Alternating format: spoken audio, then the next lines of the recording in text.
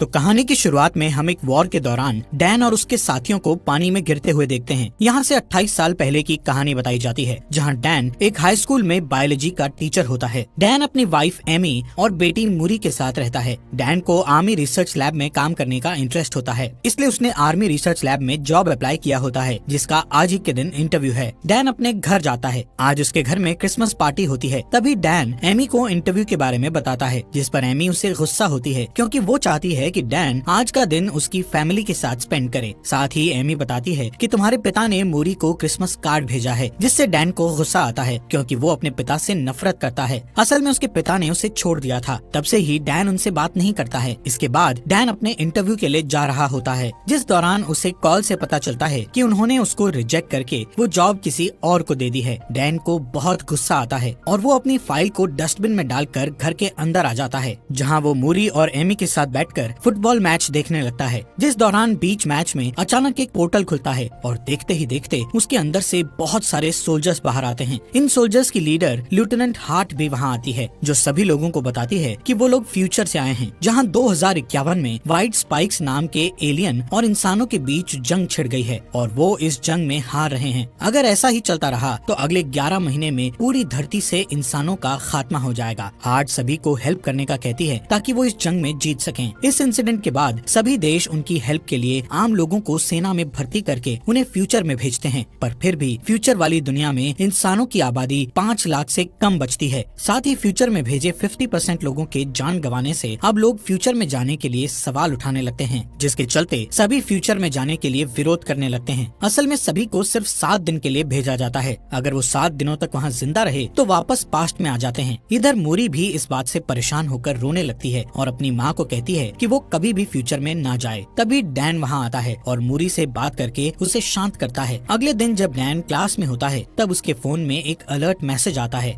असल में डैन को जल्द से जल्द आर्मी रिसर्च सेंटर में आने का कहा जाता है। डैन जल्दी से वहाँ जाता है, क्योंकि उसे लग रहा था कि उसे अब जॉब मिल जाएगी, लेकिन यहाँ आने पर सोल्जर उसके हाथ को एक मशीन में डालते हैं। तब डैन को पता चलता है कि वो लोग उसे फ्यूचर में लड़ने के लिए भेजने वाले हैं। वो डैन को ये भी बताते हैं कि उसकी 7 साल में डेथ हो जाएगी। डैन उनसे कुछ पूछ पाता, तभी उसके हाथ में एक डिवाइस लगा दिया जाता है, ताकि वो लोग डैन को ट्रैक कर सकें, और उसे बताया जाता है कि अगर उसने इस डिवाइस के साथ छेड़छाड़ की तो उसे जेल भी हो सकती है। अब डैन को 24 घंटे के अंदर अपने पर्सनल काम निपटाने को कहा जाता है, क्योंकि उसके बाद उसे जंग के लिए ट्रेन किया जाएगा। ये सब डैन की मर्जी के बिना हुआ था, पर अब वो कुछ नहीं कर सकता था। तभी हम एमी को देखते हैं, जो कि एक थेरेपिस्ट है और फ्यूचर से वापस आए लोगों की काउंसलिंग करती है। इसके बाद वहाँ डैन आता है और एमी को बताता है कि उसे 2051 में भेज रहे हैं। एमी जानती थी कि वहाँ से वापस आना मुश्किल है, इसलिए वो डैन को वहाँ जाने से मना करती है, जिस पर डैन बताता है कि उन्होंने मेरे हाथ पर ट्रैकर लगा दिया है, इसलिए अब चाहकर भी वो कुछ नहीं कर सकता। जिस पर एमी डैन को उसके पिता की हेल्प लेने को कहती है, क्योंकि सिर्फ उसके पिता ही उस डिवाइस को बाहर निकाल सकते हैं। इसके बाद वो अपने पिता के पास जाता है, जहाँ उसके पिता डिवाइस को निकालने के लिए तैयार हो जाते हैं, पर पुरानी बातों को याद करते हुए दोनों के बीच बहस होने लगती है। इसलिए डैन गुस्से में उस डिवाइस को निकलवाए बिना ही वहाँ से चला जाता है और एमी को बताता है कि उसे जंग लड़ने जाना ही पड़ेगा। ये जानकर एमी बहुत रोती है, पर डैन उससे प्रॉमिस करता है कि वो 7 दिन में वापस आ जाएगा। जिसके बाद वो मूरी को अलविदा कहता है और वहाँ से रिसर्च सेंटर चला जाता है। यहाँ डैन के साथ कई लोग फ्यूचर में जाने वाले थे। यहाँ सभी को आर्मी ड्रेस दी जाती है और सबको अलग अलग टीम में बांट दिया जाता है, जिसमें डैन की टीम का नाम आर फोर्स होता है, जो कि एक रिसर्च टीम है। यहाँ एक लड़की सवाल करती है कि वो टाइम मशीन से पीछे जाकर वॉर शुरू होने से पहले ही दुश्मनों को क्यों नहीं मार सकते, जिस पर वहाँ बैठा एक ऑफिसर उसे बताता है कि उनकी टाइम मशीन सिर्फ 30 साल का टाइम ट्रेवल कर सकती है, जिसमें वो सिर्फ 2051 में जाकर वहाँ से वापस 2022 में आ सकते हैं। इसके अलावा उन्हें ये भी बताया जाता है कि उनके जो दुश्मन हैं वो कोई इंसान नहीं है, बल्कि एलियंस हैं। रात होने पर डैन अपने दोस्त चार्ली से बात करता है, जिस दौरान इमरजेंसी अलार्म बजने लगता है। तभी लेफ्टिनेंट हार्ट सबको अभी के अभी फ्यूचर में जाने को कहती है।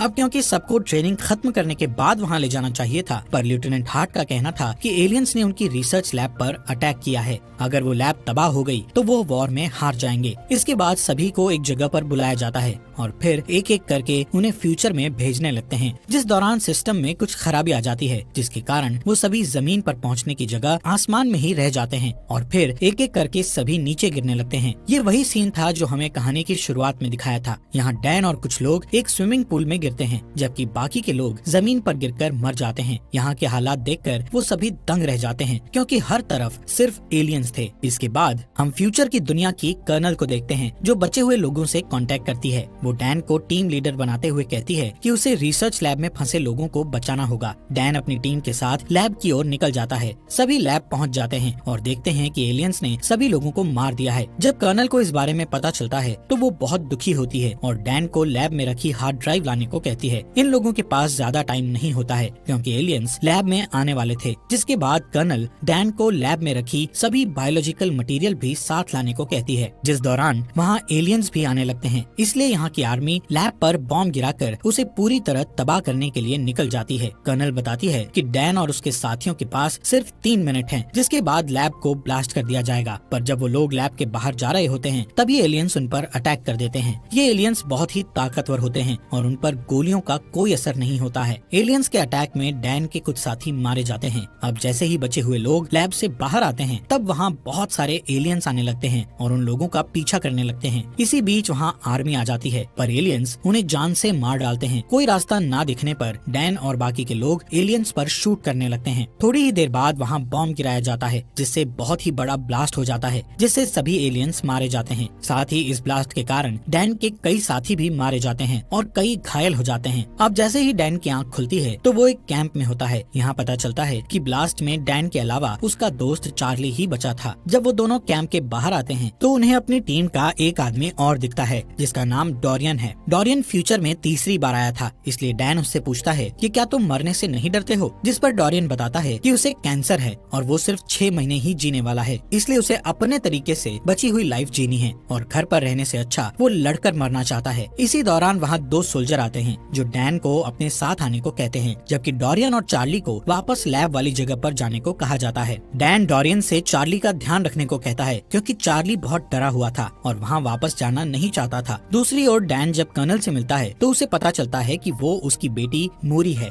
असल में मोरी फ्यूचर में बड़ी हो चुकी थी। डैन उसे कर्नल की पोस्ट पर देखकर बहुत ही खुश होता है और खुशी से रोने लगता है। अब जैसे ही डैन उसे हक करने वाला होता है, तब मोरी उसे रोक देती है। साथ ही उससे कहती है कि मैंने तुम्हें यहाँ पर इमोशनल होने के लिए नहीं बुलाया है, बल्कि एक खास वजह से बुलाया है। जब डैन उस वजह को पूछता है तो मोरी उसे वक्त आने पर सब कुछ बताने का कहती है। इसके बाद मोरी डैन को अंदर ले जाती है और फीमेल व्हाइट स्पाइक्स के बारे में बताती है। मोरी का कहना था कि फीमेल एलियन बहुत ताकतवर और गुस्सैल होती है, जो कि जमीन के नीचे अपना घोंसला बनाती है और एलियंस को पैदा करती है। इस फीमेल एलियंस की हिफाजत सभी मेल एलियंस करते हैं और उसकी हिफाजत में अपनी जान तक दे देते हैं। मुरी डैन को अपने साथ एक मिशन पर ले जाने का कहती है। इस मिशन में वो फीमेल एलियन को पकड़कर उसके डीएनए से एक टॉक्सिन बनाना चाहती है, जिससे सभी एलियंस को मारा जा सके। असल में सभी अब तक मेल एलियंस को मार रहे थे, लेकिन फीमेल एलियंस को मार पाना मुश्किल था। अगर फीमेल एलियंस मारी जाएं, तो फिर और एलियंस पैदा नहीं होंगे और बचे हुए एलियंस को मारकर वो दुनिया को बचा लेंगे। इसके बाद वो सभी उस जगह पर जाते हैं जहाँ फीमेल एलियंस जमीन के अंदर रहती थी। इस जगह पर जाकर मुरी डैन को ऊपर ही रहने को कहती है और वो नीचे आकर फीमेल एलियन को पकड़ने लगती है। ये एलियन बहुत ताकतवर होती है और वो अपने मेल एलियंस को आवाज लगाकर उन्हें बुलाने लगती है। कुछ ही देर बाद वहाँ बहुत सारे एलियंस आने लगते हैं। ये देखकर डैन अपनी बेटी को बचाने के लिए नीचे उतर जाता है। आखिर में उस एलियन को पकड़ लिया जाता है और फिर उसे हेलीकॉप्टर से सेंटर में भेज दिया जाता है। पर तभी वहाँ कई एलियंस आ जाते हैं, जिनके अटैक से काफी सोल्जर्स मारे जाते हैं। इधर डैन और मोरी आर्मी की एक कार में बैठ जाते हैं, जहाँ डैन कार को ड्राइव करता है और मोरी एलियंस पर शूट करती है। इसके बाद वो दोनों एक बीच पर पहुँच जाते हैं, जहाँ एक भी एलियन नहीं था। इधर मोरी डैन से गुस्सा होकर पूछती है कि वो हेलीकॉप्टर से नीचे क्यों आया, जिस पर डैन कहता है कि तुम मेरी बेटी हो और तुम्हें खतरे में देखकर मैं चुप कैसे बैठ सकता था। यहाँ मोरी डैन को बताती है कि मैं जब 12 साल की थी तब तुम मुझे और मेरी माँ को छोड़कर चले गए थे और फिर कुछ सालों बाद तुम्हारी डेथ हो गई।